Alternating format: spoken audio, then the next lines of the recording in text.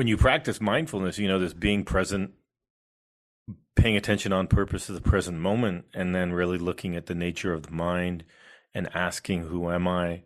And all these sorts of questions, these inquiries that come up with the practice of mindfulness, whatever way you want to practice it, whether you're practicing a body scan, whether you're practicing, a general practice of mindfulness, which is just simply trying to bring your attention, focusing your attention on an anchor or a resource, or you're doing mindfulness of emotions or mindfulness of sensations or mindfulness of thoughts or whatever it might be. If you're doing a metta practice on loving kindness, or if you're doing a gratitude, or if you're sitting in a sweat lodge and praying, there's a lot of, or you're doing a mala, you're doing a prayer bead, you're doing a rosary, there's a lot of sort of, many different traditions have practices that encompass the qualities of mindfulness in it, the practice of mindfulness. And you can see it really sort of how it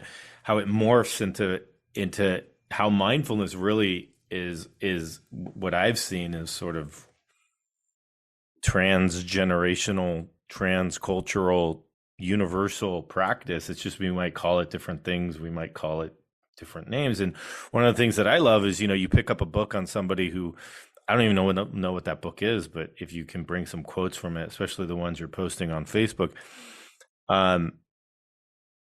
just how many things, when you are going into, let's say, any spiritual work, or asking any questions about the self, who am I? How there's a certain transgenerational, transcultural practice, awareness, values, goals, sort of understandings, aha moments that arise. And, it's just amazing that with the advent of the internet and books being so readily available, that in the last 20 years, this information has really been able to explode throughout cultures. And I can read texts that have been published in different countries or continents and have never had access to, et cetera, et cetera. And, I love reading texts that have nothing to do with mindfulness, that aren't talking about mindfulness. They're not describing it. It's not like your mindfulness for pain or mindfulness for joy or mindfulness for kids or something like that. But yet the themes are, bringing your attention to the present moment, or noticing how you might have the ability to navigate your attention and direct your attention and see what you are actually directing your attention to, and how that is so relevant to the practice of mindfulness. You might notice it in some of your own investigations, some of your own readings. And I think that's a really beautiful thing, because it's so simple, and there's no real dogma to it. It's not like, my dogma is sort of self-inquiry with an open curiosity and love. I guess if that's my dogma, go for it. If you don't resonate with that, then don't inquire about yourself at all, and don't do it with love and curiosity, period. Don't ask who you are. But that's sort of the practice. And so what I've started to notice, and I definitely read a lot on these topics and whatnot. And, what I've started to notice is that when people do write about love or acceptance or happiness or peace, that there is a practice of understanding the self, understanding true nature, understanding our true nature. And it seems like then that would be an important practice to do. And so mindfulness is a way of doing that. It's a way of really understanding. It's a way of really understanding the self. Even asking the question. It might not be the first question you ask, but it's sort of like, whatever brings you to mindfulness, whether it's chronic pain or distress or just a question of who am I, um, we start to investigate. You start to ask. You start to focus your mind. You start to focus your attention. You start to understand the sensations that are happening in the present moment in the body. Right? Asking, what am I feeling right now? What am I feeling right now? What am I feeling right now? Right? And being aware of it, trying to describe it, being curious about it. But even just asking yourself to pay attention to something on purpose, right? And say, pay attention to this object, whatever that object might be, on purpose. And as your mind wanders, then come back to the object. And the first thing we usually recognize is that the mind wandered. Oh, my mind wanders. So now you're saying to yourself, well, if I'm asking myself to pay attention to this and my mind is wandering, then what's happening when my mind is wandering? And is this the nature of the mind? Oh, this is the nature of the mind. The mind tends to wander. The mind tends to kind of have these things that pop up in it, like thoughts, emotions, and sensations. I start to notice these things. Okay, but I can also learn to direct my attention. Right? And just that is already like brilliant. Like, wow. Really? Like, okay, my mind is going, it's playing around, it's going on the hamster wheel and it's chasing itself, and it's kind of doing all this activity.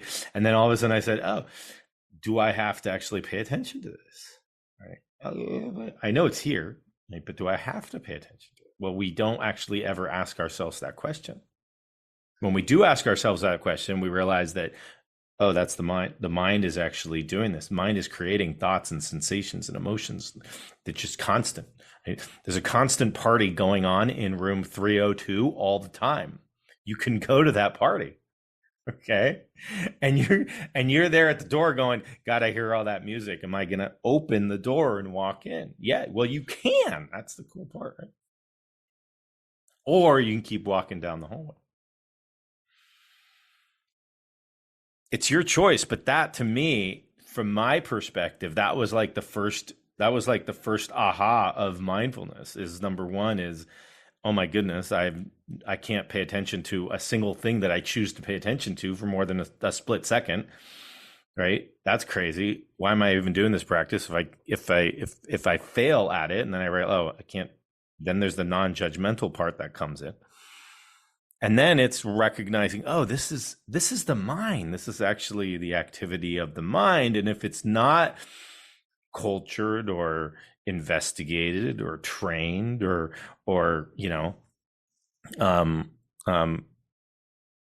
coddled or whatever word you want to use, that it's going to keep doing that. And that we can learn through certain practices. Some of those practices being mental, physical, emotional, right, spiritual, whatever you want to call them. Right? Some people actually put themselves in a very intense, sensational place, like a cold shower or a cold bath or a hot steam room or a sweat lodge, or take some plant medicine or something like that, or some drugs that make them feel, different. And then that there's an external thing that is so intense that brings us to the present moment, whatever it is that we do. But ultimately, it's sort of learning the nature of the mind. Right. And so one of the things that can happen during this practice is essentially kind of looking at the multiple dimensions of where we can place our attention, and the multiple dimensions of objects that appear in awareness, and kind of have fun, like a little game, kind of have fun with it, of seeing, can we actively, consciously, with intention, with no judgment, right, shift our focus from what's in the foreground to coming back to background. and foreground and background and foreground and background. And we've done a lot of these exercises where we can focus in on a minute thing. And sometimes when we focus in on a very small minutia, even the sensation of two fingers touching each other, that when I have a laser focus, that laser focus actually expands into openness. It actually opens up. Or we can do it ourselves consciously, where I'm taking my attention, I'm focusing on something very, very, very, very specific. And then I'm allowing my attention to rest, and I'm noticing, I'm becoming aware of the awareness of listening, for instance, or of feeling, or of thinking. Right. And so another reason why I like sound, but you can even do this with thought or emotion or sensations, is because what you hear, you don't need a guide. The world is actually your guide. The sounds that are coming at you is your guide. So the present moment sounds you actually use as your first anchor of bringing you to the present moment. So it's not anything, it's not like you're trying to create a mental word or a sound or a phrase or a sensation in the body. You're simply saying, what am I hearing right now? Right now, what am I hearing? And simply by asking that question, that directs your attention to the soundscape, the present moment soundscape. And we could say, right, and most of us could say there's the sound. Have you ever heard a sound, but you haven't really paid attention to it? So it's sort of like, you're not really listening to it. I do that a lot with my kids. No, I'm just kidding.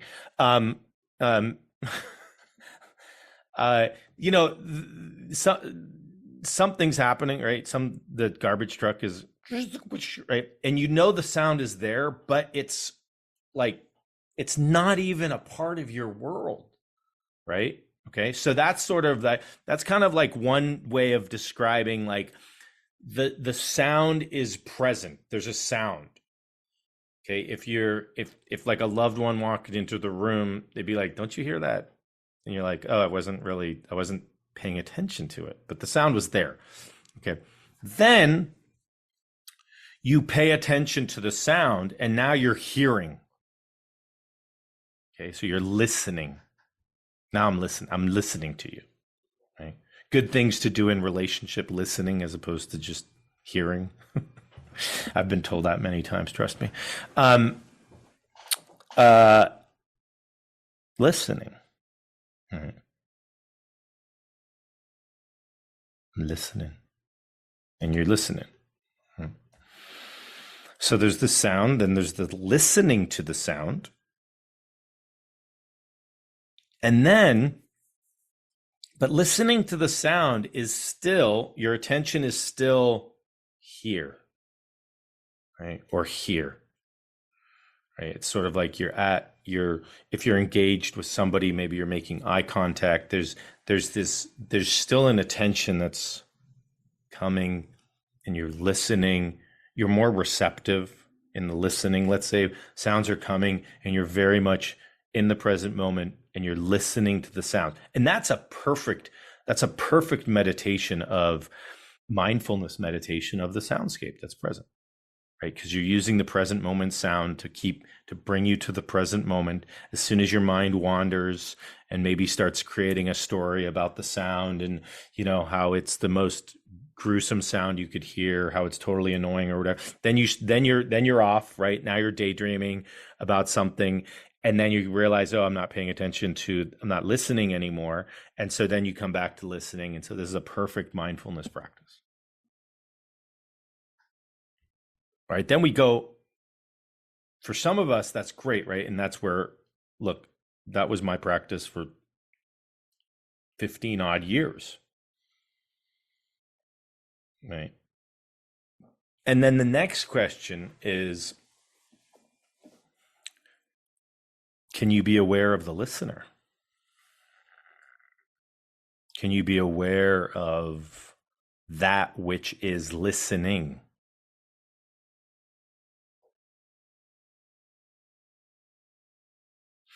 And what what I do, and now what I've read many times, but it's good to practice. What do you do, right? What is it that you're doing when you are aware of being aware?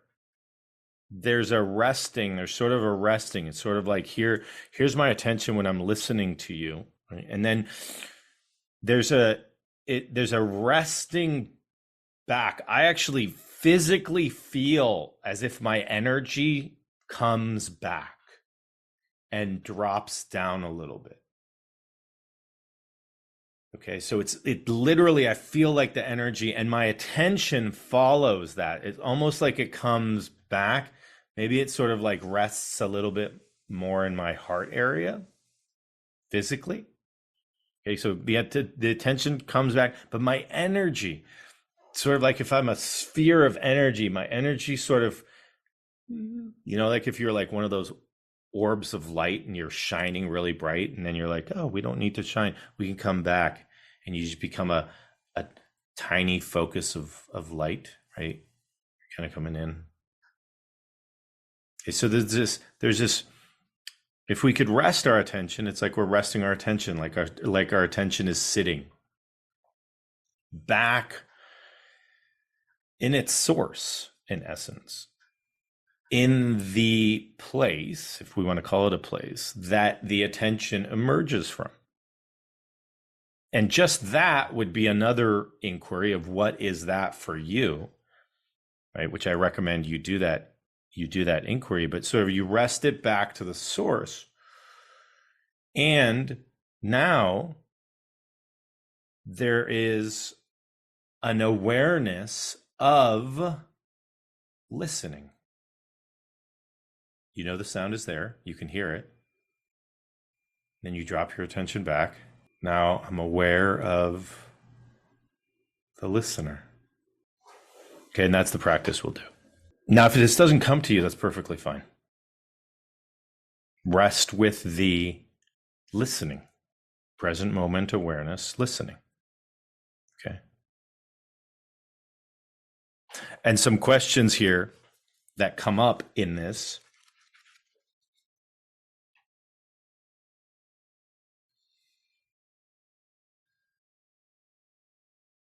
Right, are, the first question is in this practice, right? Asking yourself, who am I? Are you the sound? Are you listening? Or are you the awareness of the listener? Or are you something even beyond that? Okay. We do this with sound because it's an easy, simple sensation that usually doesn't trigger many things. But you'll see how this then can be applied to any object, any thought, any emotion, or any sensation. All right. And some of the questions is, whatever it is that is aware of our feelings and sensations, is not itself a feeling or sensation. What is that? So whatever it is that is aware of our feelings and sensations is not itself a feeling or sensation. What is it? Right? That which is aware of the listening of the sound is not a sound. So what is that? Okay. Whatever it is that perceives the world is not itself a sight, sound, taste, texture, or smell. What is that?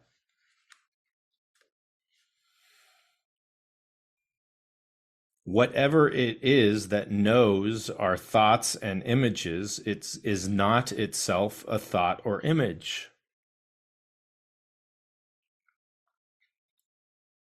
Right? What is it? That's a big one for me, right? Because what did I think for 35 years of my life? That I was just my thoughts.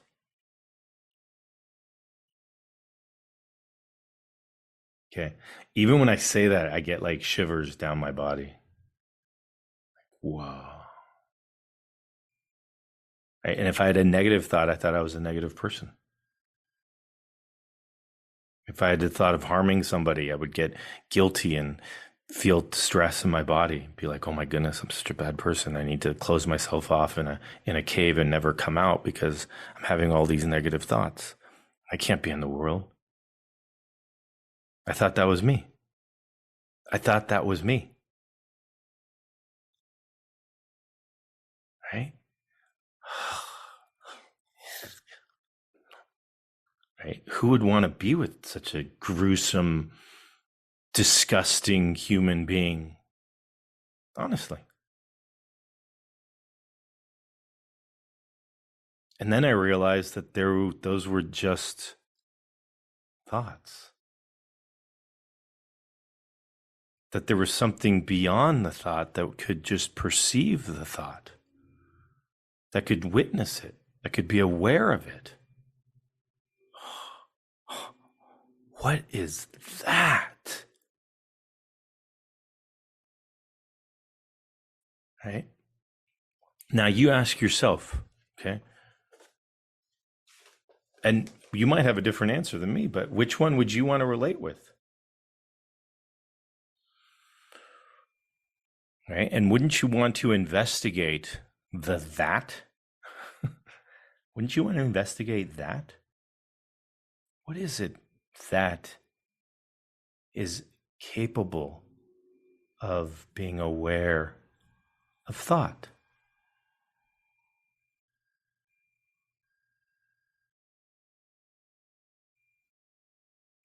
Right? I almost start to cry. So beautiful. Right. Now we go to that place. We go to that. And now we interact with each other in the world. We embrace each other. Right? We're coming from that as opposed to the thoughts and the sensations and all these emotions that are here, and that's who we identify with, and that's everything, blah, blah, blah, blah, and that creates chaos. And because it certainly created chaos in me. Right? And that was suffering. Pure suffering. All right. So we'll use sound. We'll use sound to see. Now, again, the beauty part about sound is that you recognize the sound that's there. Then there's just hearing. There's the soundscape. There's the sound that is present in this moment, and that can be your anchor. Okay. Usually the sound that is present is, it's not triggering or doesn't really have much meaning or anything like that. So there's not much to it except for just the sensation of sound. And then we can drop back to being aware of listening, being aware of hearing, and see that if you want to, right, if you want to take the practice a little further or shift it, if you feel comfortable doing that, then when you have a thought about the sound, then be aware of the thinker. If you have an emotion, right, be aware of that which is able to perceive the emotion. Be aware of that which is able to recognize the thought. Okay, but the sound is an entryway. sort of like, how do we get in? Let's get in through a neutral source. Thoughts and emotions and sensations can oftentimes be triggered, including pain and uncomfort, and then the thoughts that arise in our head. And, I'm an ugly person because I just had an ugly thought. And we start to then identify with that, come back, sound, right? But then go back, see if you can come down, drop your attention, even with a thought, drop your attention, rest it, rest it, rest it. And even energetically, you may sort of feel yourself as if even dropping, even sort of bringing your back or your torso back and down a little bit, almost as if you're opening up and resting, right? Can help the attention rest. And then see if we can be aware of that which is perceiving.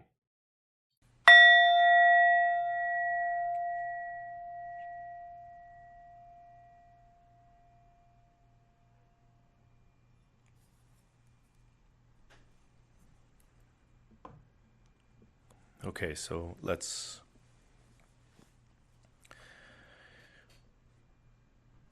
find a comfortable posture. A posture you feel relaxed, yet alert. Closing your eyes if you feel comfortable closing your eyes. If not, having a soft downward gaze as you're gazing off on the horizon.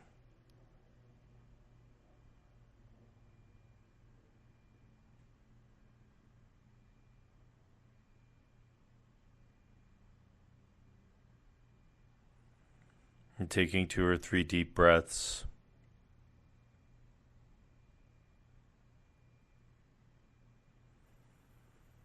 And with each inhale, bringing in the present moment as best you can. And with each exhale, releasing any stress or tension you may be feeling in your body, mind, or spirit.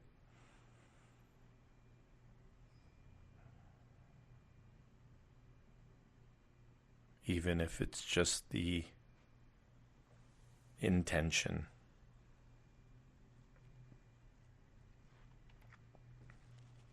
And then breathing regularly at whatever pace works best for you.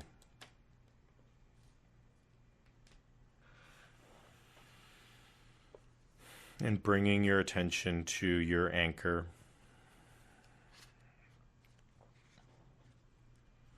Your resource. A place that you can direct your attention to that makes you feel safer.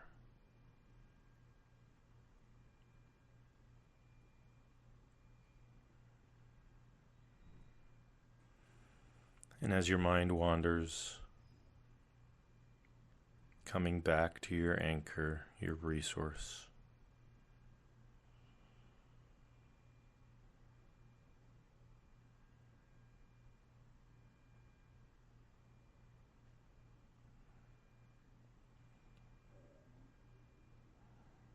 And if this is as far as you get, that's perfectly fine.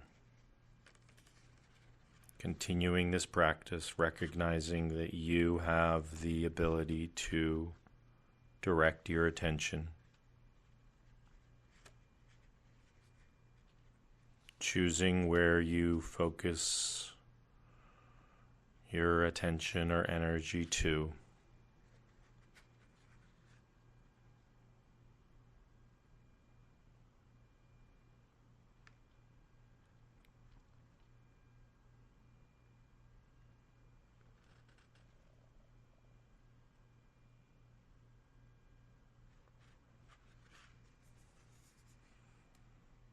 And now bringing your attention to the sounds that you hear in this moment.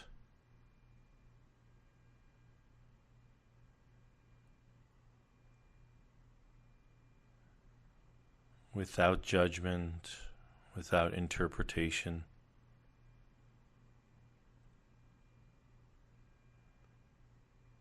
recognizing the sound that is present in this moment,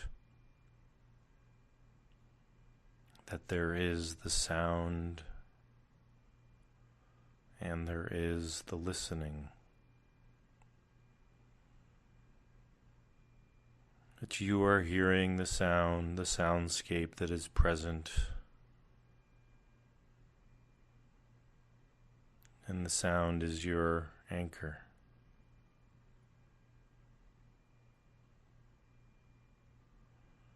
Your focus remains on the sound that is present in this moment.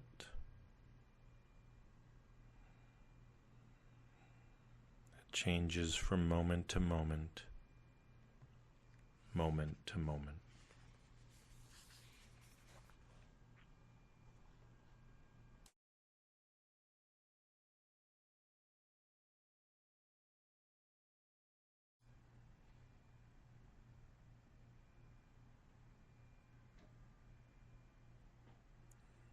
And as you're listening to the soundscape, to the present moment sounds that are here right now,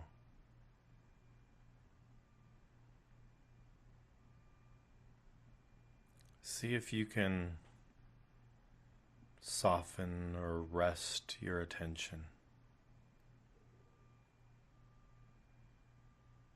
Almost as if you're allowing your attention to go back to its source.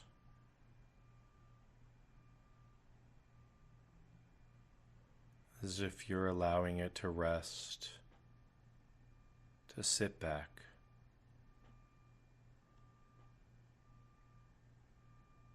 You may even notice energetically or even physically that you gently come back as if you're resting, as if you're reclining your attention.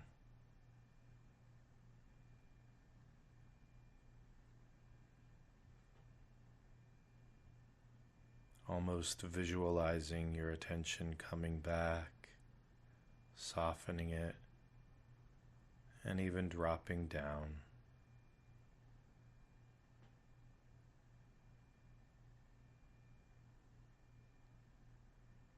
Maybe from your head to your heart.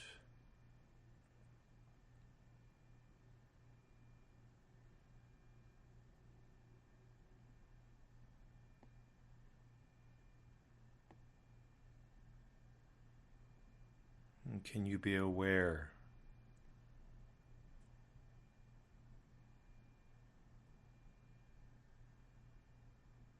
of yourself listening to the music? Listening to the sounds, listening to the soundscape that is present.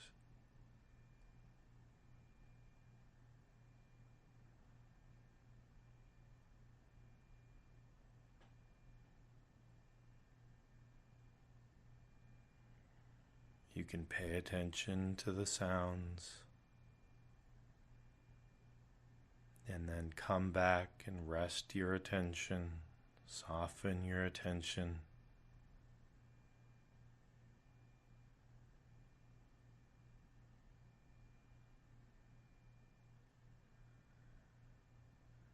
And be aware of the listening of the sounds.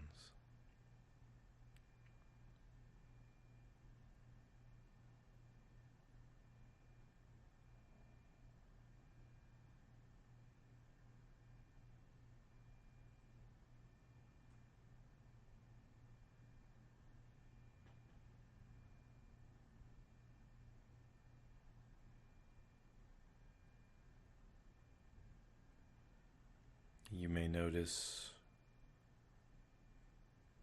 that as your attention softens, it feels as if it's being pulled backwards.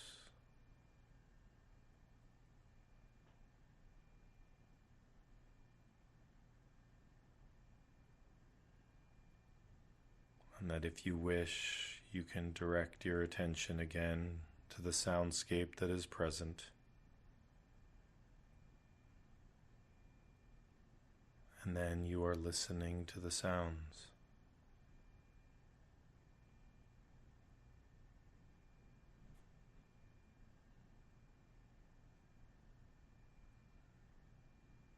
And then softening or resting your attention again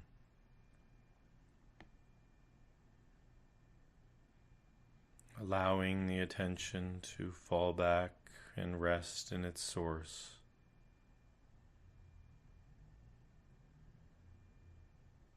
And be aware of the listening.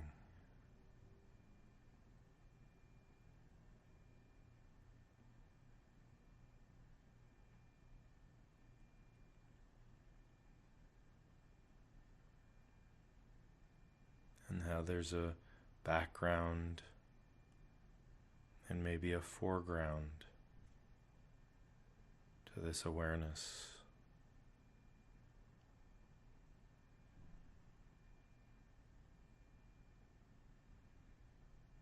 And asking yourself, who am I?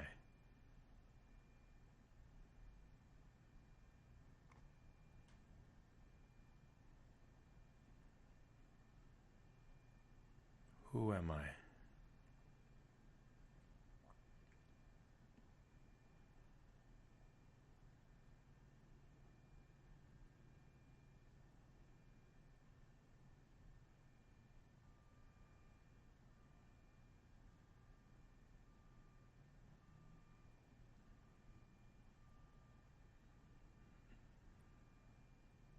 And if you wish, you may even do this similar practice with any thoughts or other sensations or emotions that arise.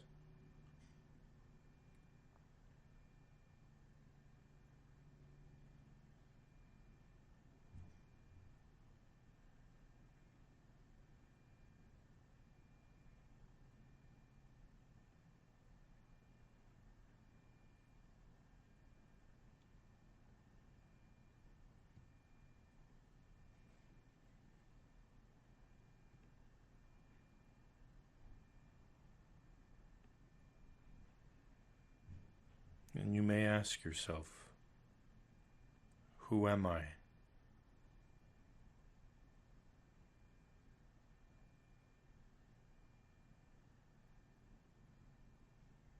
Am I the thoughts, feelings, and sensations that I am aware of? Or am I the one that is aware of them?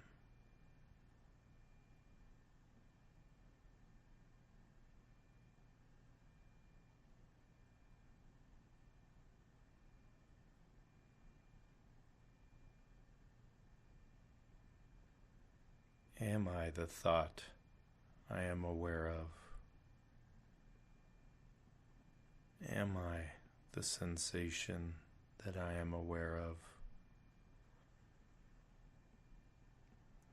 Or am I the one that is aware of them? Allowing your attention to rest.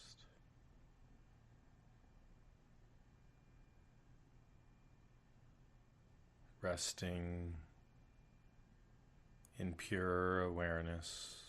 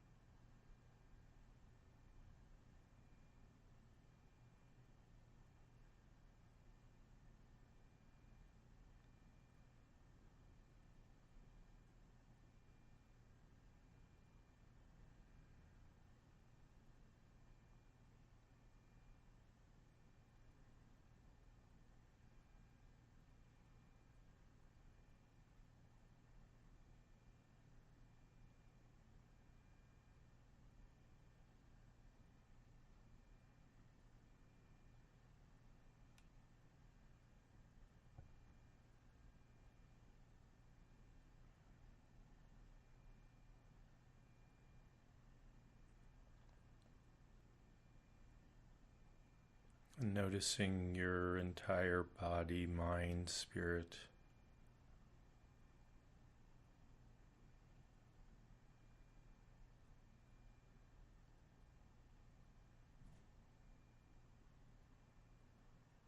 And asking yourself, who am I?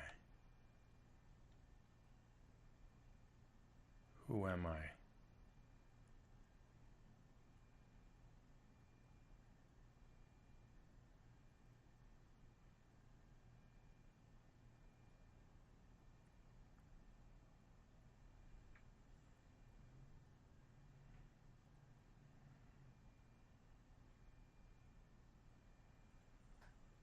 And as we bring this meditation to a close today,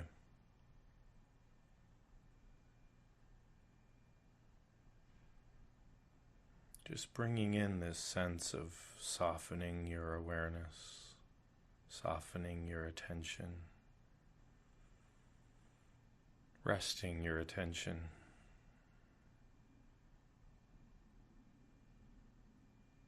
And notice what happens throughout the day.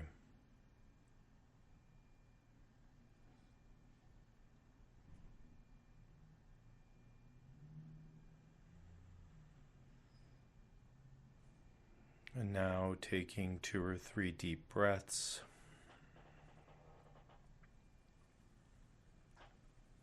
Opening your eyes if your eyes were closed. Using your hands to maybe cover your eyes, rub your face. Give yourself a little hug.